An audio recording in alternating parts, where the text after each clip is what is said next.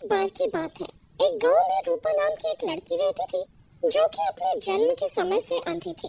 अंधा होने के कारण वो ना तो खेल पाती थी और ना ही उसके दोस्त थे।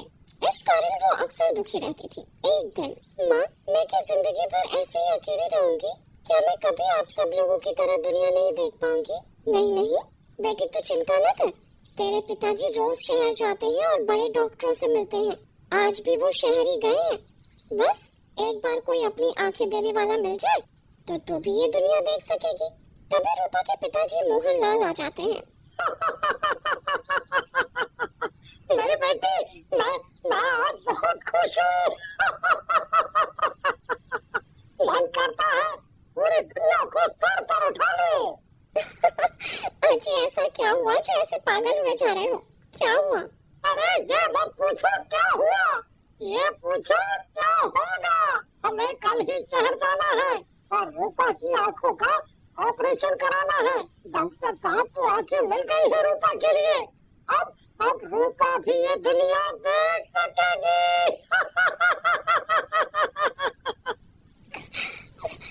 क्या सच में पिताजी?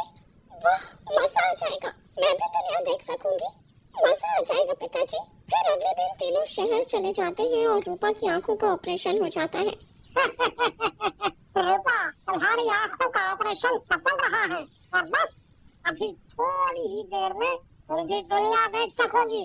सबसे पहले तुम किसे देखना चाहोगी? मैं सबसे पहले अपने पिताजी को देखना चाहूंगी डॉक्टर साहब। फिर डॉक्टर मोहन लाल को लेकर रूपा के पास आते हैं। उसकी आंखों पर पट्टी बंधी होती है। डॉक्टर आंखों से पट्टी उतारता है और रूपा को आंखें खोलने के लिए कहता है। रूपा बेटा, अपनी आंखें खोलो और देखो तुम्हारे आगे कौन खड़ा है, उन्हें पहचानो। लेकिन जैसे ही रूपा अपनी आंखें खोलती है, उसे एक चुड़ैल खड़ी दिखाई देती है और गायब हो जाती है। उसे देखकर रूपा के मुंह से चीख निकल पड़ती है। ये डरावना चेहरा किसका है? कौन है ये? मैं तेरा बाप हूँ बेटा। क्या हुआ? ऐसा क्या देख लिया तुमने बेटा जी? कुछ नहीं पिताजी, शायद कोई भ्रम हुआ होगा। लेकिन हॉस्पिटल से आने के बाद रूपा को अक्सर उसे चुड़ैल का चेहरा दिखाई देता है और वो डर जाती है, जिसकी वजह से उसकी माँ सीमा परेशान हो जाती है और एक तांत्रिक को घर पर बुलाती है। मेरे होते हुए कोई भूत प्रेत नहीं आ सकता। ये भूत प्रेत तो मुझसे डर के भागते हैं और कई तो मेरे आगे अहम की भीख भी मांगने लग जाते हैं। बाबा, अब इतनी बड़ाई मत करिए अपनी और जल्दी से ध्यान लगाकर बताइए बात क्या है। अभिला पुत्री। उसके बाद तांत्रिक ध्यान लगाकर बैठ जाता है, लेकिन थोड़ी देर बाद तांत्रिक भी डर जाता है। बेटा बेटा, ये तो किसी चुड़ैल का साया लगता है और ये चुड़ैल तो मुझसे भी ज्यादा ताकतवर है। मैं कुछ नहीं कर पाऊंगा और अगर मैं यहाँ ज्यादा देर रहा तो ये चुड़ैल मुझे भी मार डालेगी। ऐसा कहकर तांत्रिक वहाँ से भाग जाता है। उसी रात जब रूपा अपने कमरे में सो रही होती है, तभी चुड़ैल उसके कमरे में आ जाती है और उसे आवाज लगाती है, जिसे सुनकर रूपा उठ जाती है। कौन है? कौन है? तुम हॉस्पिटल में थी? तुम मेरा ऐसे पीछा क्यों कर रही हो और मैं जहाँ भी जाती हूँ वहाँ दिखती क्यों हो? क्या चाहती हो मुझसे? मैं हर जगह आ जाऊंगी। मेरी आंखें वापस दे दो, मेरी मदद करो। तुम्हारी आंखें? ये कैसे हो सकता है? ये तो डॉक्टर ने लगाई है मुझे, और भला मैं तुम्हारे क्या काम आ सकती हूँ? ये आंखें मेरी हैं। कुछ गुंडों ने मुझे मार डाला था और हॉस्पिटल में इलाज के दौरान मेरी मौत हो गई थी, तो मेरी आंखें उसी हॉस्पिटल से मिली हैं। अब मुझे उन गुंडों से बदला लेने और सच का पता लगाने में तुम्हारी मदद की जरूरत है। आपके साथ तो बहुत बुरा हुआ है, मैं आपकी मदद करूंगी। आपको जैसे भी मदद चाहिए। मुझे तुम्हारा शरीर चाहिए।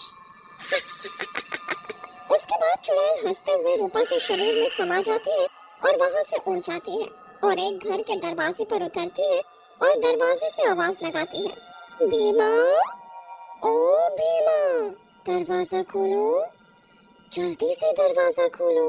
लड़की की आवाज सुनकर भीमा बाहर आता है और रूपा को सामने देखकर खुश हो जाता है। लड़की है भीमा, वो भी अकेले। वो भी तेरे घर पर। आज तो मजा आ जाएगा। अब ऐसे घूरते ही रहोगे या अंदर भी ले चलोगे? आप अंदर चलिए। लेकिन जैसे ही चुड़ैल अंदर जाती है वो रूपा के शरीर से बाहर आ जाती है, जिसे देखकर भीमा डर जाता है। नंदिनी, तुम कैसे, तुम जिंदा कैसे हो गई? पहचान लिया तुमने? सही बोला तुमने, मैं नंदिनी ही हूँ। चल अब जल्दी से बता, तूने और तेरे उस हकले दोस्त रंगा ने मुझे क्यों मारा? मैं तो तुझे जानती भी नहीं थी। ये तो तुम्हें वो रंगा ही बता सकता है। मैं तो सिर्फ वो ही करता हूँ जो रंगा मुझे करने को कहता है। ये सुनते ही चुड़ैल को गुस्सा आ जाता है और वो वापस रूपा के शरीर में चली जाती है और भीमा को गला दबाकर मार डालती है। एक तो गया, अब दूसरे की बारी। उसके बाद चुड़ैल रंगा के घर जाती है। उस दिन रंगा घर के बाहर ही सो रहा होता है। चुड़ैल उसको पैर से उठाकर पटक देती है। रंगा उठ जाता है। कौन है? मेरे तो क्यों पटका? तभी चुड़ैल रूपा के शरीर से निकल कर बाहर आ जाती है, जिसे देखकर रंगा डर जाता है। नंदिनी, तुम तो मैंने मार डाला था। मुझे माफ कर दो। और तोतले, बोलना बंद कर और बता किसके कहने पर तूने मुझे मारा था। शायद मैं तुझे माफ कर दूं। क्या सच में तुम मुझे माफ कर दोगी अगर मैं तुम्हें सब सच बता दूं? तुम तो मारने के लिए हमें तुम्हारे पति रवि ने पैसे दिए थे, तो तुम्हें मारना चाहता है। मैं तुझसे उसका ही नाम जानना चाह रही थी। तभी रूपा बोल पड़ती है, चुड़ैल जी, इन लोगों को जिंदा नहीं छोड़ना, ये लोग इंसानियत के दुश्मन हैं। फिर चुड़ैल रूपा के शरीर में प्रवेश करती है और रंगा को उठा लेती है और हवा में लेकर उड़ जाती है और ऊंचाई पर जाकर उसे छोड़ देते हैं। रंगा नीचे गिरकर मर जाता है। चुड़ैल रूपा के शरीर से बाहर आ जाती है और रोने लग जाती है। इस रवि को मैंने इतना प्यार किया था और अपना सब कुछ इसको दे दिया था, लेकिन फिर भी इसने मेरे साथ ऐसा किया। चुड़ैल जी, इस नास मीठे रवि ने आपके साथ ठीक नहीं किया। आपको पता लगाना चाहिए कि उसने आपकी जान क्यों ली और उससे बदला भी लेना चाहिए। उसके बाद चुड़ैल अपने पति रवि के घर जाती है। रवि अपने घर पर बैठा होता है। उसके साथ एक दूसरी लड़की भी होती है। देखा जाने, अपने प्यार के लिए मैंने अपनी बीवी को मरवा दिया। अब हम दोनों आराम से रहेंगे और इस नंदिनी का सारा पैसा अब अपना है। अब हम ऐश करेंगे। तभी चुड़ैल वहाँ आ जाती है। आराम से तो तब रहोगी जब मैं तुम्हें रहने दूंगी। तुम्हें तो मेरे साथ ही आना पड़ेगा, मेरे प्राणनाथ। और रही ऐश की बात, तो वो तो मैं तुम्हें चुड़ैल लोक में कराऊंगी। नंदिनी, मुझे माफ कर दो। मैं इस लड़की के बहकावे में आ गया था। तुम तो मेरी बेटी हो, मेरी जान।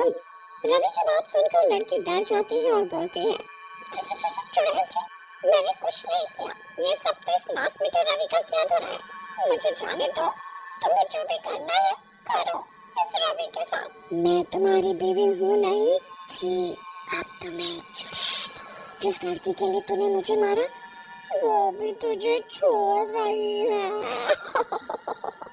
ऐसा कहकर चुड़ैल रवि की गर्दन पकड़कर उखाड़ देती है और उसके बाद उस लड़की की तरफ बढ़ती है। अपनी तरफ चुड़ैल को आता देख लड़की बहुत डर जाती है। मुझे माफ कर दो, मैं ऐसी गलती कभी नहीं करूंगी। सारी समस्याओं की जड़ तो तू ही है लड़की। तुझे सब कुछ पता होते हुए भी इन दुष्टों का साथ दिया, तुझे भी इसकी सजा मिलेगी। और डर मत, मैं तेरी जान नहीं लूंगी। एक पत्नी सच्चे मन से अपने पति पर अंधा विश्वास करती है। किसी भी पति को ऐसा नहीं करना चाहिए। ऐसा कहकर चुड़ैल लड़की का चेहरा नोच देती है। चेहरा नोचते ही लड़की गिर जाती है और